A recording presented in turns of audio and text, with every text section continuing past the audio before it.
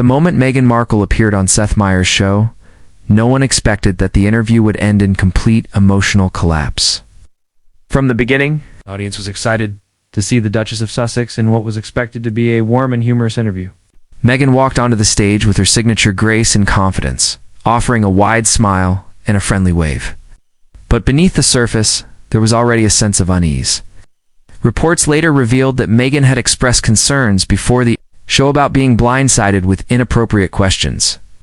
Seth, known for his satirical and sharp comedic style, started the interview with lighthearted banter, but quickly veered into territory that many found inappropriate and uncomfortable. What began as innocent jokes about royal life escalated into personal digs that clearly caught Meghan off guard. It didn't take long before the room's energy changed completely, and Meghan's discomfort became visible to not only those in the studio, but 2 million watching live at home. Things started to go downhill when Seth made a remark about Meghan's acting past, playfully suggesting she had moved from Suits to Scandals. The audience gave a mixed reaction. Some laughed, while others clearly cringed. Meghan, attempting to play along, smiled politely and tried to steer the conversation back to her charity work. But Seth wasn't done. He asked whether she ever missed being a fictional princess before becoming a real controversial one. That line hit hard. Meghan visibly stiffened, her smile faltering for the first time. She replied calmly that being part of the royal family came with its own challenges. But Seth cut her off mid-sentence, joking, "Well, at least the ratings were better when you were on TV."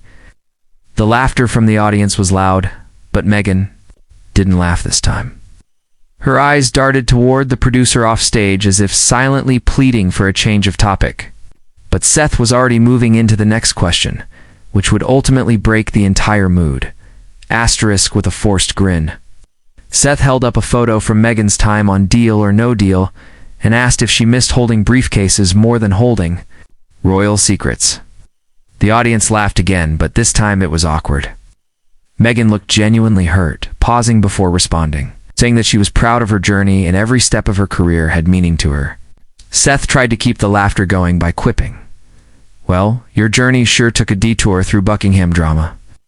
Meghan looked down for a moment, visibly struggling to keep composure. Her voice grew softer as she tried to explain how difficult the public scrutiny had been, especially after stepping away from the royal family.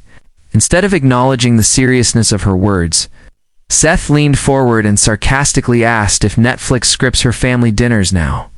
That was the moment when the energy on set completely collapsed. The audience went dead silent. Meghan Blinked hard, her eyes welling up, and she turned slightly away from the camera. Asterisk, what made the moment even more devastating was that Meghan tried to continue, bravely responding that she and Harry had made their decisions based on mental health and family protection, not money or fame. Seth, seemingly ignoring her attempt to speak sincerely, chuckled and said, "Well, it's hard to protect your privacy with a Netflix camera crew around, isn't it?"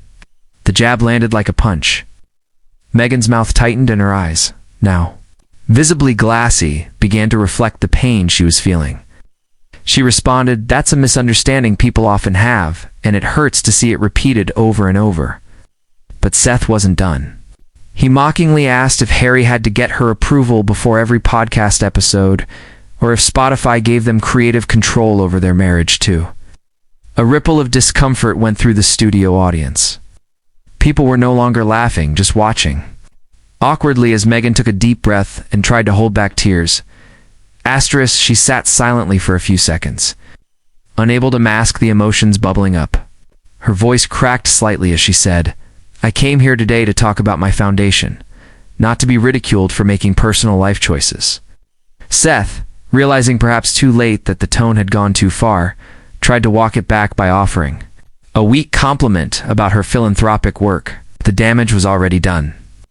Meghan's expression was now tight, her eyes shining with unshed tears, and the audience could sense the unraveling in real time. One of the co-producers was seen whispering to Seth during a brief pause, urging him to shift the topic. He did, awkwardly switching to ask about Meghan's new children's book. But it was clear Meghan was emotionally done. She gave a few short answers, clearly distracted, clearly upset.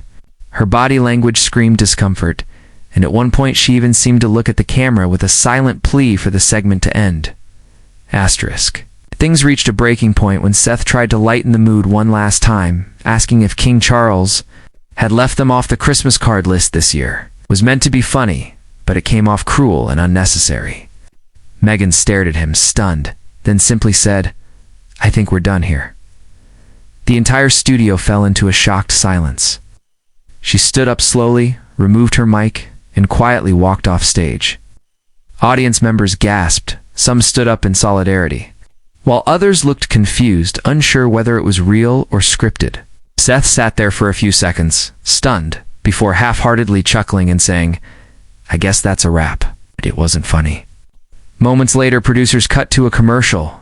As studio staff ran backstage to check on Meghan, who reportedly broke down in tears in her dressing room. According to sources close to her, she felt ambushed, humiliated, and misled about the tone and direction of the interview.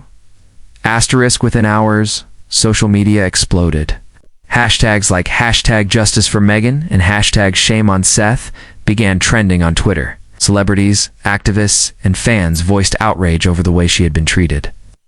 Prominent figures like Serena Williams and Priyanka Chopra posted messages of support, calling Meghan strong and courageous. On the other hand, critics of Meghan seized the opportunity to mock her once again, calling her too sensitive and saying she can dish it but can't take it. But the majority reaction was sympathy and shock. Viewers were stunned that such a prestigious show had allowed such a clear case of bullying to take place live on air. Journalists and media commentators weighed in, many accusing Seth of crossing ethical boundaries for the sake of entertainment. The New York Times even ran a piece titled, "When Humor Hurts: The Meghan Markle Interview Fallout," pointing out that the line between comedy and cruelty had been completely obliterated. Asterisk, meanwhile, the show's production team scrambled to do damage control. A statement was quickly issued claiming the segment had not gone as planned, expressing regret that Meghan felt disrespected or uncomfortable. Seth himself went on Twitter to offer what many saw as a half-hearted apology, saying, "Comedy isn't always perfect. I respect Meghan and wish her nothing but the best." But that did little to calm the storm. Meghan's PR team responded by issuing a firm statement. The Duchess agreed to this interview in good faith, with the understanding it would focus on her charitable work. The tone of the interview was not only unexpected, it was inappropriate and hurtful. Rumors swirled that Meghan was considering taking legal action against the show for defamation or emotional distress. More importantly, fans were urging her to never return to late-night television again, warning that the media had once again proven they couldn't be trusted with her story. Asterisk, even within the entertainment industry, there was backlash. Writers from other shows like The View and The Late Show with Stephen Colbert criticized Seth's approach, with some saying off the record that he went way off script and should have known better. Insiders at NBC admitted the network had received hundreds of complaints within just hours of the broadcast. Sponsors were reportedly concerned as well, with two major brands said to be reviewing their association with the show. Public relations experts warned that Seth's reputation could take a serious hit if the issue wasn't addressed sincerely and swiftly. Meanwhile, Meghan remained silent. Sources close to her said she was spending time with her children and focusing on healing from yet another painful public experience. Harry, who wasn't present during the interview, was reportedly furious and promised to speak up for Meghan when the time is right. It was another chapter in what has become a long and difficult battle between Meghan and the public eye. Asterisk, in the days that followed, the conversation shifted from late-night jokes to deeper questions about how women, especially women of color, are treated in media. Meghan had become a symbol of resilience, but also of the emotional toll fame can take. Analysts debated whether this latest incident would push her further into private life or motivate her to speak out more. Petitions were started urging networks to implement stricter guest treatment policies, while fans around the world sent messages of support and encouragement.